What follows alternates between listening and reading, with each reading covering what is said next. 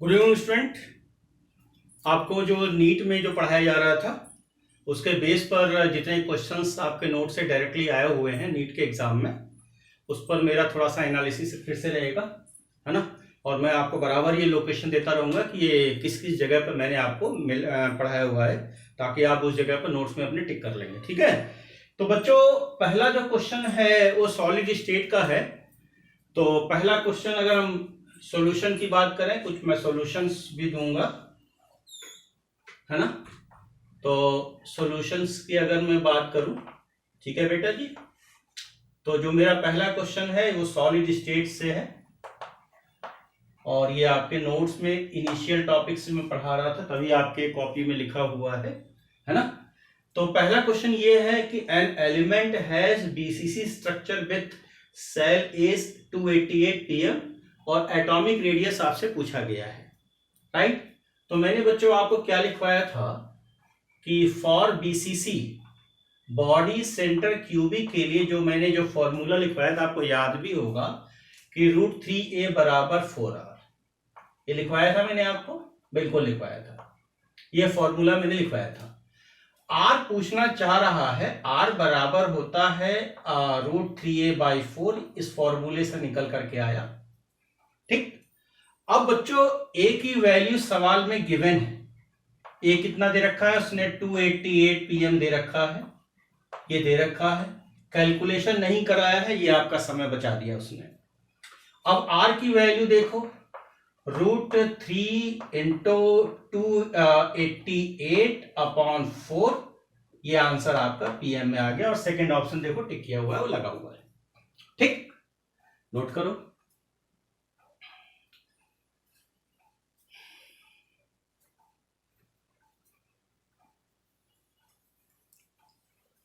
लिख लिया बेटा।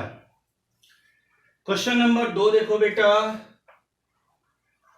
मोल कॉन्सेप्ट के अंदर बहुत ही बेसिक स्टैंडर्ड पर सवाल आता है, इसलिए मैंने आपसे बराबर कहा था कि बहुत ज्यादा डिटेल में नहीं जाना है, एक हल्की सी स्टडी रखनी है।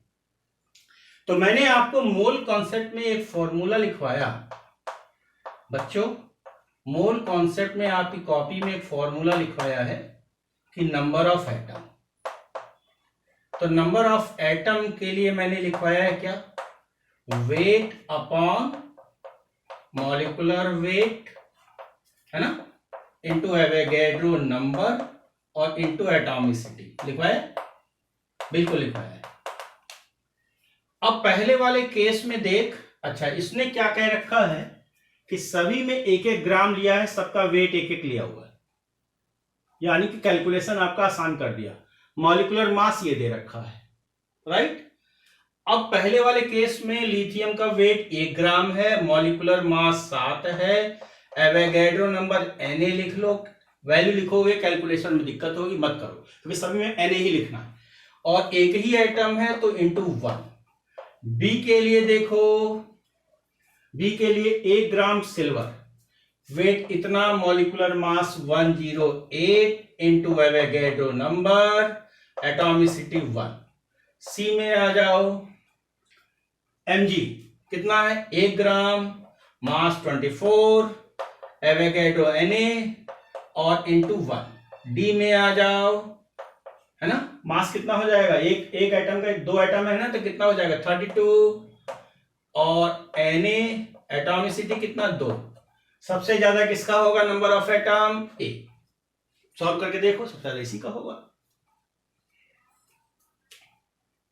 राइट, है ना, सीधे नोट से। Very good. नंबर 3 में आ जाओ बच्चों, नंबर 3 में आओ। देखो, रेडॉक्स रिएक्शन जब मैं डिस्कस कर रहा था तो मैंने आपसे बराबर कहा कि आपके एग्जामिनेशन में ऑक्सीडेशन नंबर ही पूछा जाता है, रिसर्च करने की जरूरत नहीं है। देखो उसने ऑक्सीडेशन नंबर ही पूछा है, पूछा है कि नहीं पूछा है। अब सवाल में क्या है, देखो भाई, ऑक्सीडेशन नंबर, ऑक्सीडेशन नंबर के लिए उसने एक रिएक्शन दे रखा है, CH4 की रिएक्शन करा रखा है उसने 4Cl2 के साथ, और जो है CCl4 बन रहा है और साथ में 4HCl बन रहा है। इसका उसने पूछा है और इसका पूछा है। मैंने आपको नोट्स में अमोनिया का लिखवाया है, उसमें -3 आ रहा था, इसमें -4 आ जाएगा। देखो कैसे, देखो x + 4 = 0, तो x = -4, राइट। ठीक है, अब यहां पर देखो कि x - 4 = 0, तो x बराबर कितना, +4, कितना आया, -4 + 4। कुछ दिख रहा है, ये वाला दिख रहा है बेटा? देखो डायरेक्ट सवाल था। तो ऑक्सीडेशन नंबर निकालना मैंने आपको 3 जगह सिखाया है, कोऑर्डिनेट केमिस्ट्री में खूब लिखाया है, पीरियड टेबल में सिखाया है, और खुद ऑक्सीडेशन थ्योरी चैप्टर था उसमें भी डिस्कस किया है, राइट। डायरेक्ट नोट से क्वेश्चन था। क्वेश्चन नंबर 4 देखो,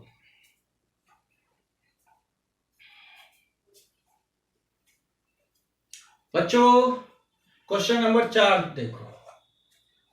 एक मैंने पढ़ाया था मॉलिक्यूलर ऑर्बिटल थ्योरी, उसमें मैंने स्टेटमेंट लिखवाया कि जितने इनर्ट गैस हैं, इनर्ट गैस है ना, जैसे हीलियम है, नियॉन है, ऑर्गन है, क्रिप्टन है, ये मोनो एटॉमिक फॉर्म में एग्जिस्ट करते हैं, राइट। यही तो लिखवाया था, मोनो एटॉमिक फॉर्म में। डाई एटॉमिक में यानी कि He2 है, Ne2 है, जितने भी डाई एटॉमिक हैं, डाई एटॉमिक फॉर्म में नेवर एग्जिस्ट, यानी एग्जिस्ट नहीं करता। क्यों? क्योंकि यहां पर इस केस में बॉन्ड ऑर्डर कितना हो जाएगा, 0। ये नोट्स में डायरेक्टली पॉइंट लिखवाया था मैंने, वही आया हुआ है, देखिए किस लोकेशन में लिखवाया है, MOT।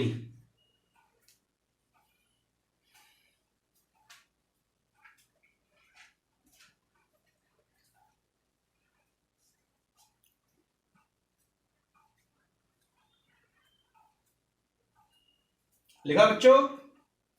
अगला सवाल देखो,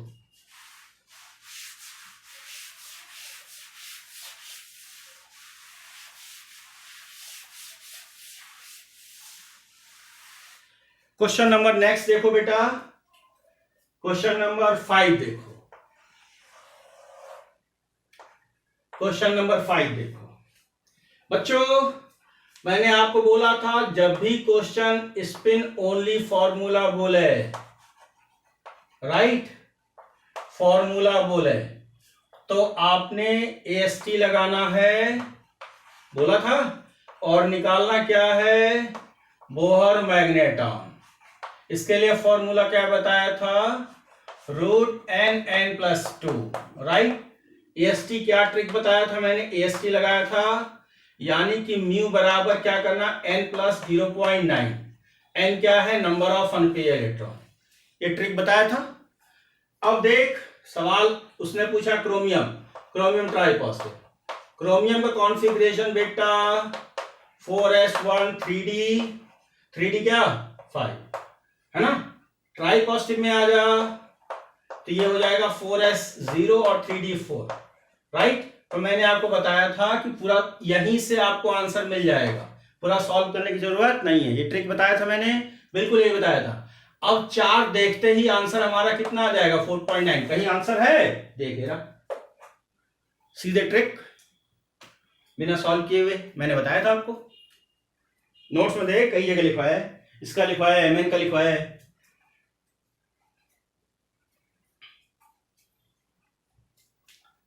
लिखा बच्चों? देखो डायरेक्ट नोट से सवाल आ रहे हैं सब। अब इसके बाद 6 देखो, है ना, 16 ग्रुप पढ़ाया है। स्टार्ट में देखो स्ट्रक्चर में, है ना, सल्फर कंपाउंड के स्ट्रक्चर में देखो, उसमें मैंने H2S2O8 और इसका नाम है मार्शल एसिड, इसका स्ट्रक्चर बनाया है। तो मार्शल एसिड में बोला है मैंने, क्या बोला है, स्ट्रक्चर देख, ये स्ट्रक्चर था, क्यों बच्चों, आपकी कॉपी में ये स्ट्रक्चर था, यही था ना, बिल्कुल यही था, देखो यही पूछा है उसने, यानी हमारा आंसर क्या हो गया, D as it is.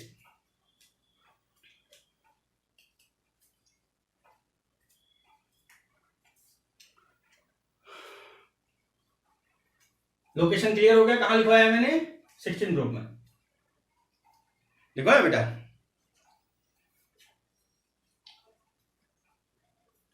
Question number 7 देखो, मिटा दें बच्चों। क्वेश्चन नंबर 7 देखो, आपको मैंने पढ़ाया था हाइपर कॉन्जुगेशन, बिल्कुल पढ़ाया है हाइपर कॉन्जुगेशन, टॉपिक पढ़ाया है, बिल्कुल पढ़ाया है। तो हाइपर कॉन्जुगेशन में मैंने जो है टर्सरी कार्बोकैटायन की बात कर रखा हूं। तो टर्सरी कार्बोकैटायन ये रहा, राइट, ठीक है, 9-alpha-H, कई बार हमने प्रॉब्लम किया हुआ है ना। अब इसके बाद हमसे पूछा गया सेकेंडरी ब्यूटिल कार्बोकैटायन। तो सेकेंडरी ब्यूटिल कार्बोकैटायन यानी CH3 हो गया, ये CH, CH2 और ये CH3, इज क्लियर। ये हमारा सेकेंडरी ब्यूटिल कार्बोकैटायन है। इधर की देखो अल्फा हाइड्रोजन कितने होंगे, 9 अल्फा हाइड्रोजन होंगे, 3 इसमें 3 इसमें 3 इसमें और इसमें 2 इसमें 3 इसमें, यानी 5 अल्फा हाइड्रोजन। तो जहां पर अल्फा हाइड्रोजन ज्यादा होगा स्टेबिलिटी ज्यादा होगी, तो रीजन किस क्या होगा।